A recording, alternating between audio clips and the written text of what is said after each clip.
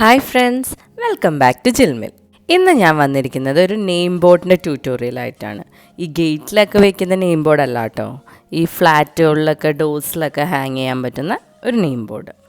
Actually നമ്മളിപ്പോൾ പുതിയ റൂമിലോട്ട് ഷിഫ്റ്റ് ആയപ്പോൾ ഡോറിൻ്റെ പുറത്ത് ഹാങ് ചെയ്യാൻ വേണ്ടി ഞാൻ ചെയ്തെടുത്തതാണ്. അപ്പോൾ വിചാരിച്ചു നിങ്ങൾക്ക് കൂടി ഇത് എങ്ങനെയാണ് ചെയ്തതെന്ന് കാണിച്ചു തരാമെന്ന്.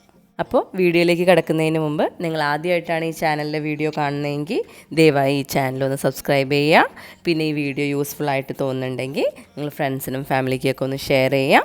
നമുക്ക് വീഡിയോയിലേക്ക് കിടക്കാം. ഫസ്റ്റ് തന്നെ നമുക്കൊരു വുഡൻ സ്ലൈസ് ആവശ്യമാണ്. ഇത് ഓൺലൈൻ അവൈലബിൾ ആണ്. ലിങ്ക് ഞാൻ ഡിസ്ക്രിപ്ഷൻ ബോക്സിൽ കൊടുത്തിട്ടുണ്ട്. അപ്പോൾ ഈ വുഡൻ സ്ലൈസിൻ്റെ ഏത് ഭാഗത്താണോ നമുക്ക് ചെയ്തെടുക്കേണ്ടത് ആ ഭാഗത്ത് നമ്മൾ white acrylic colour paint apply ചെയ്യുവാണ്. അടുത്തതായിട്ട് ഞാനിവിടെ ഒരു വുഡിൻ്റെ ചെറിയ കോസ്റ്റർ പീസ് എടുത്തിട്ടുണ്ട്. ഞാനിത് ഇവിടുത്തെ ലോക്കൽ ഷോപ്പിൽ നിന്ന് വാങ്ങിയതാണ്. ഇതേപോലത്തെ കോസ്റ്റർ പീസ് ഓൺലൈൻ അവൈലബിൾ ആണ്. അതിൻ്റെ ലിങ്കും ഞാൻ ഡിസ്ക്രിപ്ഷൻ ബോക്സിൽ മെൻഷൻ ചെയ്തിട്ടുണ്ട്. ഇനി ഈ പീസിലും നമ്മൾ ഫുൾ വൈറ്റ് കളർ അടിക്കണം. നടുക്കത്തെ ഭാഗത്ത് ഓൾറെഡി ബ്ലാക്ക് ഉള്ളതാണ്, അവിടെ ഞാനൊന്നും ചെയ്യുന്നില്ല. ബാക്കി ചുറ്റും ഞാൻ വൈറ്റ് കളർ പെയിൻറ്റ് ചെയ്യുകയാണ്. ഇനി നമ്മൾ ഈ വുഡ് സ്ലൈസിലോട്ട് ഈ പെയിൻറ്റ് ചെയ്ത് വെച്ചിരിക്കുന്ന വുഡ് കോസ്റ്ററും പിന്നെ ഔൾ ഷേപ്പിലുള്ള രണ്ട് വുഡിൻ്റെ തന്നെ പീസസ് ഞാൻ ഒട്ടിച്ചു കൊടുക്കുവാണ്. വൈറ്റ് ഗ്ലൂ ആണ് യൂസ് ചെയ്യുന്നത്. ഇതേപോലെ ചെറിയ ചെറിയ പല ഷേപ്സിലുള്ള വുഡ് പീസസ് നമുക്ക് ക്രാഫ്റ്റ് ഷോപ്സിലൊക്കെ ഇപ്പോൾ അവൈലബിൾ ആണ്. ഓൺലൈനും ഇത് നമുക്ക് വാങ്ങിക്കാൻ കിട്ടും. ഇനി ഇതെല്ലാം നമുക്കൊന്ന് കളർ ചെയ്തെടുക്കാം. ഞാനിവിടെ ആക്രിലിക് കളറാണ് യൂസ് ചെയ്യുന്നത്. നമുക്ക് ഇഷ്ടാനുസരണം കളർ ചെയ്യാം. ആദ്യം നമ്മൾ ഈ രണ്ട് ഔൾസ് കളർ ചെയ്തെടുക്കുകയാണ്. അതിനുശേഷം വുഡ് കോസ്റ്ററും നമ്മളൊന്ന് കളർ ചെയ്യുന്നുണ്ട്. എന്നിട്ട് നമ്മൾ ഈ വുഡ് സ്ലൈസിലും കുറച്ച് പെയിൻറ്റിങ് ചെയ്യുന്നുണ്ട്. നമ്മളിപ്പോൾ ഇവിടെ ഇതൊന്ന് കളർഫുൾ ആക്കുവാണ്. നമുക്ക് വേണമെങ്കിൽ ഏതെങ്കിലും രണ്ട് കളറിൻ്റെ തീമിൽ ചെയ്യാം, ബ്ലാക്ക് ആൻഡ് വൈറ്റ് ആയിട്ട് ചെയ്യാം. അതൊക്കെ നമ്മുടെ ഇഷ്ടാനുസരണം നമുക്ക് കളർ ചൂസ് ചെയ്യാം. അതുപോലെ തന്നെ എൻ്റെ കയ്യിലിപ്പോൾ ഒരു രണ്ട് ഔളിൻ്റെ ഷേപ്പുള്ള വുഡ് പീസസ് ഉണ്ടായതുകൊണ്ട് ഞാൻ അത് ഒട്ടിച്ചു എന്നുള്ളൂ. നിങ്ങൾക്ക് നിങ്ങളുടെ ഇഷ്ടത്തിനനുസരിച്ച് വേറെ ഏത് ഷേപ്സ് വേണമെങ്കിലും ഒട്ടിക്കാം. ഷേപ്സ് ഒന്നും ഒട്ടിച്ചില്ലെങ്കിലും കുഴപ്പമില്ല, ജസ്റ്റ് പെയിൻറ്റിങ് മാത്രം ചെയ്താലും മതി. സിമ്പിൾ പെയിൻറ്റിംഗ് ആണ് നമ്മൾ ചെയ്യുന്നതും. ഇനി നമ്മൾ വുഡ് കോസ്റ്ററിൽ പെയിൻറ്റ് ചെയ്യുവാണ്. നമുക്ക് ഏത് കളർ വേണമെങ്കിലും പെയിൻറ്റ് ചെയ്യാം. ഒരു കളർ കോമ്പിനേഷൻ അനുസരിച്ച് ഞാൻ അങ്ങ് പെയിൻറ്റ് ചെയ്ത് പോവുകയാണ്. ഇതിൽ ജസ്റ്റ് പെയിൻറ്റിങ് മാത്രമല്ല, ഞാൻ കുറച്ച് ഡോട്ട് പെയിൻറ്റിങ്ങും കൂടി ആഡ് ഓൺ ചെയ്യുന്നുണ്ട്.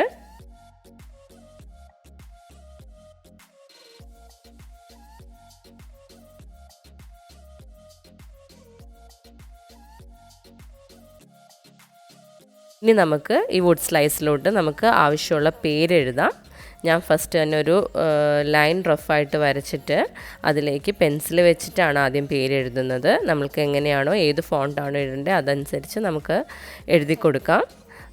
ഞാനിവിടെ ജസ്റ്റ് റഫായിട്ട് പെൻസിൽ വെച്ച് എഴുതിയതിന് ശേഷം ഒരു ബ്ലാക്ക് മാർക്കർ വെച്ചിട്ട് അത് റീഡ്രോ ചെയ്തു. ഞാനിവിടെ പേര് ഫുൾ ബ്ലാക്ക് കളറിൽ കൊടുക്കാനാണ് ഉദ്ദേശിക്കുന്നത്. അതുകൊണ്ട് ഞാൻ ആ പേര് എഴുതിയിരിക്കുന്നത് മൊത്തം ബ്ലാക്ക് കളർ ഫില്ല് ചെയ്യുവാണ്. മാർക്കർ പെൻ തന്നെയാണ് ഞാൻ ഇവിടെ യൂസ് ചെയ്യുന്നത്. ഇനി വുഡ് കോസ്റ്റലിൽ നടുക്ക് കുറച്ച് സ്പേസ് ഉള്ളിടത്ത് ഞാൻ ജസ്റ്റ് റഫായിട്ടൊരു ലൈൻ വരച്ചിട്ട് വൈറ്റ് മാർക്കർ വെച്ചിട്ട് ഞാൻ എൻ്റെ കുട്ടികളുടെ പേര് എഴുതി കൊടുക്കുവാണ്. നമ്മൾ സെലക്ട് ചെയ്യുന്ന വുഡ് കോസ്റ്ററിൽ അങ്ങനെ സ്ഥലം ഉണ്ടാവണം എന്നില്ല. ഇപ്പോൾ എനിക്ക് അങ്ങനെ ഒരു സ്പേസ് കിട്ടിയതുകൊണ്ട് ഞാൻ ജസ്റ്റ് കുട്ടികളുടെ പേര് എഴുതി കൊടുത്തു. ഇനി ഞാൻ ഈ വുഡ് സ്ലൈസിലേക്ക് കുറച്ച് പെയിൻറ്റിങ് ചെയ്യുവാണ്. ഫ്ലോറൽ പെയിൻറ്റിംഗ് ആണ് ചെയ്യുന്നത്. ഇതിൽ പൂ വരയ്ക്കാൻ വേണ്ടി ഞാൻ ജസ്റ്റ് ബ്രഷ് രണ്ട് കളറിൽ ഡിപ്പ് ചെയ്തിട്ട് ഈ രീതിയിൽ ചെയ്യുവാണ്. കളേഴ്സ് നമുക്ക് ഇഷ്ടമുള്ള കോമ്പിനേഷൻ സെലക്ട് ചെയ്യാം. ഈ രീതിയിൽ ഇങ്ങനെ വരച്ചു കൊടുക്കുവാണ്. ഞാൻ ആക്രിലിക് കളറാണ് യൂസ് ചെയ്തിരിക്കുന്നത്. ഇനി ബ്രാഞ്ചസ് ഒക്കെ വരയ്ക്കാൻ, ബ്രാഞ്ചസും ലീവ്സും ഒക്കെ വരയ്ക്കാൻ വേണ്ടി ഞാനിവിടെ വാട്ടർ കളറിൻ്റെ ബ്രഷ് പെന്നാണ് യൂസ് ചെയ്യുന്നത്. ഈ ബ്രഷ് പെൻസും ഓൺലൈൻ വാങ്ങുന്ന ലിങ്ക് ഞാൻ ഡിസ്ക്രിപ്ഷൻ ബോക്സിൽ മെൻഷൻ ചെയ്തിട്ടുണ്ട്. ഈ ബ്രഷ് പെൻസ് നമുക്ക് ബ്രഷിനേക്കാളും വളരെ കംഫർട്ടബിളായിട്ടും നമുക്ക് ഇഷ്ടമുള്ള പാറ്റേൺസിലൊക്കെ പെട്ടെന്ന് വരച്ചെടുക്കാൻ എളുപ്പമാണ്. വുഡ് കോസ്റ്റലിൽ ബാക്ക്ഗ്രൗണ്ട് ബ്ലാക്ക് ആയതുകൊണ്ട് ഞാൻ നോർമൽ ബ്രഷ് തന്നെയാണ് യൂസ് ചെയ്തിട്ട് ബ്രാഞ്ചസും ലീവ്സും ഒക്കെ വരച്ചു കൊടുക്കുന്നത്. ഇനി നെക്സ്റ്റ് നമുക്ക് കുറച്ച് ടാസൽസ് ഉണ്ടാക്കിയെടുക്കണം. ടാസൽസ് ഉണ്ടാക്കുന്നത് ഞാൻ നേരത്തെ ഒരു വീഡിയോയിൽ കാണിച്ചിട്ടുണ്ട്. അന്ന് നമ്മൾ നൂല് ചുറ്റിയെടുത്തത് ഫിംഗേഴ്സിലാണ്. ബട്ട് ഇന്ന് നമ്മളൊരു കാർഡിലാണ് ഈ നൂല് ചുറ്റിയെടുക്കുന്നത്.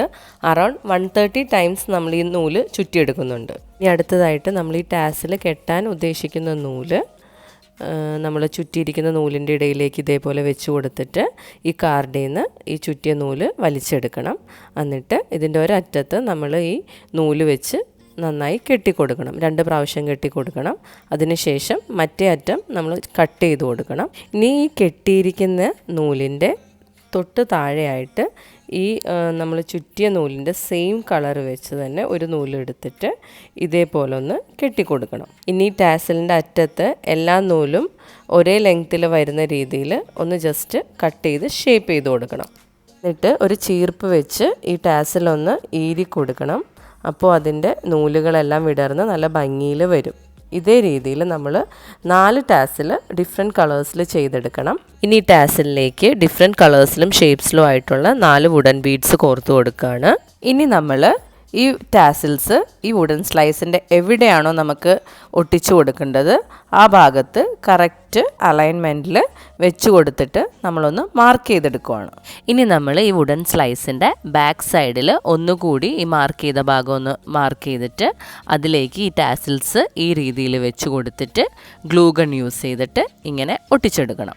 ഫൈനലി നമ്മൾ ഈ പെയിൻറ്റ് ചെയ്ത ഭാഗത്തൊക്കെ ഒരു ട്രാൻസ്പെറൻറ്റ് കളർ സ്പ്രേ പെയിൻറ്റോ അല്ലെങ്കിൽ ക്ലിയർ വാർണിഷോ അടിച്ചു കൊടുക്കുന്നത് നല്ലതായിരിക്കും. പൊടിയൊക്കെ ആയാലും നമുക്ക് തുടച്ചെടുക്കാനും പിന്നെ ഈ കളേഴ്സൊക്കെ ഫെയ്ഡ് ആവാണ്ടിരിക്കാനും ഇത് നല്ലതാണ്. അങ്ങനെ നമ്മുടെ നെയിം പ്ലേറ്റ് ഇവിടെ ഫിനിഷ് ആയിട്ടുണ്ട്. ഇത് വളരെ കളർഫുൾ ആൻഡ് അട്രാക്റ്റീവ് ആയിട്ടുള്ളൊരു നെയിം ബോർഡാണ്. നമ്മളിപ്പോൾ ഒരു മെഷീൻ മെയ്ഡോ അല്ലെങ്കിൽ റെഡിമെയ്ഡ് ആയിട്ട് വാങ്ങുന്ന ഒരു നെയിം പ്ലേറ്റിനേക്കാളും എപ്പോഴും ഒരു ഡിഫറെൻറ്റ് ലുക്ക് തരാൻ നമ്മളിങ്ങനെ ക്രിയേറ്റീവ് ആയിട്ടും ഹാൻഡ് മെയ്ഡ് ആയിട്ടും ചെയ്യുന്ന വർക്ക്സ് ആയിരിക്കും. അപ്പോൾ സമയം കിട്ടുമ്പോൾ നിങ്ങളെല്ലാവരും ഇങ്ങനെ ഒരു നെയിം പ്ലേറ്റ് ഉണ്ടാക്കാൻ ട്രൈ ചെയ്യണം. ഈ വീഡിയോ ഇഷ്ടപ്പെട്ടെങ്കിൽ നിങ്ങൾ ലൈക്ക് ചെയ്യണം, അഭിപ്രായങ്ങളെല്ലാം കമൻറ്റ് ചെയ്യണം. മറ്റൊരു ക്രാഫ്റ്റ് വീഡിയോ ആയിട്ട് നമുക്ക് അടുത്ത ആഴ്ച കാണാം. Until then, bye from JhillMill. Thank you.